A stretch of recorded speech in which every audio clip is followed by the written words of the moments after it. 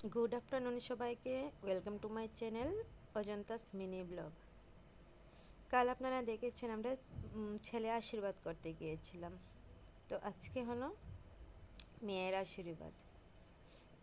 তবে এখানের নিয়ম আমাদের নিয়ম থেকে অনেকটা আলাদা। দেখবেন কার কার এই নিয়ম আছে বলবেন।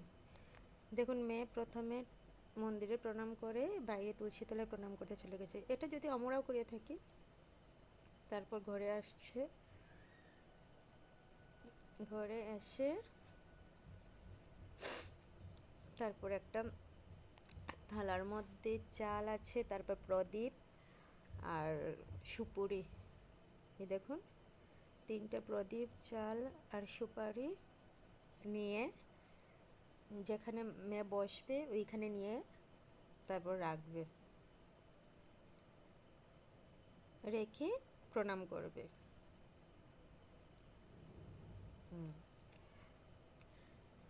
প্রণাম করার পরে মেয়ের বাবা মা দুজনকেই প্রণাম করবে।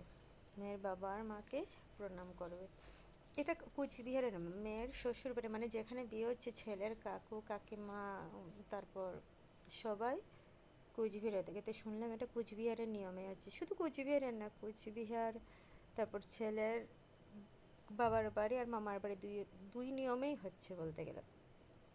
কারণ ছেলের বাবার বাড়ির নিয়মে মানে আজকের দিনে মেয়ের কপালে সিঁদুর দিতে নেই, ওইটা বিয়ের দিন ছেলেই দেয়। কিন্তু ছেলের মামার বাড়ির নিয়মে আজকের দিনে ছেলের মামা মেয়ের কপালে 1 টাকার কয়েন দিয়ে মানে সিঁদুরটা দিয়ে দেয়।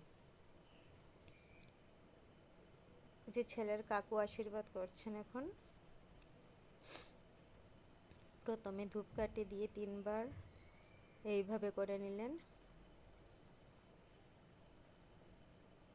তারপর তারপর হলুদ দিয়ে, কাঁচা হলুদ বাটা দিয়ে উনি কপালে টিকা দেবেন।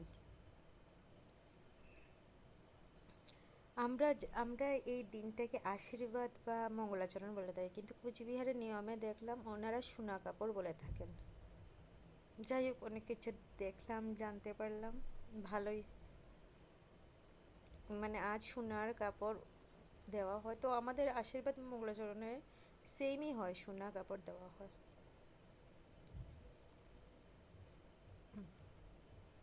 উনি মেয়ের বড় যা, মানে আমাদের কনের বড় যা, যদিও নিজের না, মানে জেঠুর জেঠুর জেঠুর ছেলের বউ।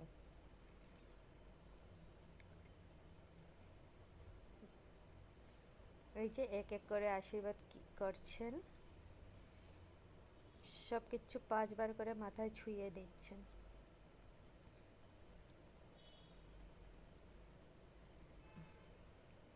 এখন সোনা দেবেন আর কাপড় দেবেন। তার আগে পানের খিলি দিয়ে 2 আঙ্গুলের মাঝখানে নিয়ে পানের খিলি দিয়ে এই যে মাথায় দিয়ে ঠেকিয়ে দিচ্ছেন। আর একটা অদ্ভুত নিয়ম আছে ওনাদের, মানে যেদিন আশীর্বাদ হলো সোনা কাপড় হলো ওই দিন থেকে বিয়ের দিন পর্যন্ত বর আর কনেকে নাম ধরে ডাকা যাবে না। মানে এটা কি বলবো, এই নিয়মটা কতদূর মানা সম্ভব? নাম ধরে ডাকা যাবে না তো কি বলে ডাকা হবে? এই যে সোনা কাপড়, তার উপর একটা গামছা, গামছার মধ্যে কিছু একটা আছে যদিও আমি জানি না। তারপর আবার আশীর্বাদ, ধান দৌড় দিয়ে আশীর্বাদ করে নিচ্ছে।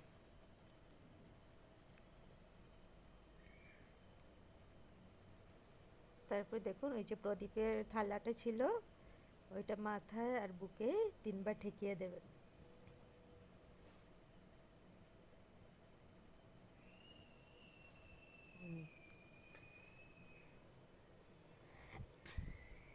তিনবার ঠেকানোর পর তারপর মেয়ে ওনাকে প্রণাম করে আশীর্বাদ আশীর্বাদ নেয়।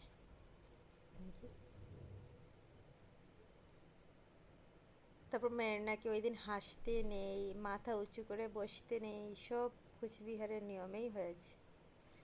এই সিঁদুর দেওয়াটা নিয়ে তারপর ওই দিন শাখা পরানোরও নিয়ম আছে ওনাদের, কিন্তু শাখা পরানোর মানুষ মেলেনি, তাই শাখা আর পরানো হয়নি। কোনো একটা ভালো টাইম দেখে তারপর পরে নেবে। এই হলো কথা। মেয়েকে ছেলের কাকু আশীর্বাদ করার পর এখন ছেলের মামা আশীর্বাদ করে নিচ্ছেন। এই যে দেখুন, একে একে ধান দুর্বা দিয়ে দিয়েছেন। এখন প্রদীপের থালা নিয়ে আগের মতো যেভাবে কাকু করেছিলেন সেইভাবে 3বার মাথায় ঠেকিয়ে দিলেন। মানে আশীর্বাদে যা যা করতে হয় তাই করছেন। মিষ্টি খাইয়ে দিলেন, জল খাইয়ে দিলেন, তারপর তিনি সিঁদুর পরিয়ে দেবেন। 1 টাকার কয়েনে করে সিঁদুর নিয়ে সিঁদুর গুলে তারপর 1 টাকার কয়েনে করে মাথায় লাগিয়ে দেবেন। এই দেখুন, প্রথম লাগাতেই কয়েনটাই পুরো মাথার মধ্যে লেগে গেছে। এইভাবে করে এই একই কয়েন দিয়ে 5বার দিলেন। মানে আজকের দিনেই প্রথম মানে মামা শ্বশুর ভাগ্নেবউকে, রাজকুলার ভাগ্নেবউ পা ছুঁয়ে প্রণাম করলেন, আর করবেন না। তারপর এক এক করে তারা ফ্যামিলির সবাই আশীর্বাদ করে নিলে। এখন বাবা করে নিচ্ছেন আশীর্বাদ। দেখুন, প্রথমে মিষ্টি খাইয়ে দিল,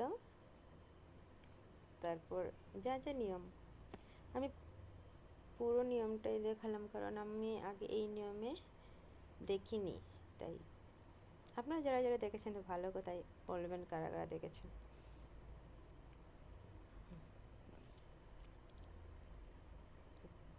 এই যে সব মিষ্টি একটু একটু করে খাইয়ে দিলেন। তারপর মুখ মুছে, মুখ ধুয়ে জল খাইয়ে তারপর মুছে দিলেন। তারপর মেয়ের মা, এইভাবে সবাই, মেয়ের মা, তারপর মেয়ের দাদা দিদি সবাই এক এক করে আশীর্বাদ করে দিয়েছে। হচ্ছে মেয়ের বড় দাদা,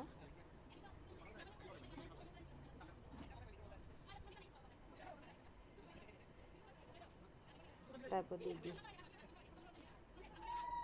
সবাই এক এক করে আশীর্বাদ করছে।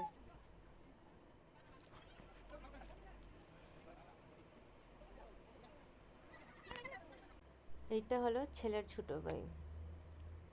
আমরা বললাম বৌদিকে প্রণাম করতে হয়, পুরো পায়ে ধরে। ও করেছে মজা করে, ভালোই কাটলো কালকের দিন।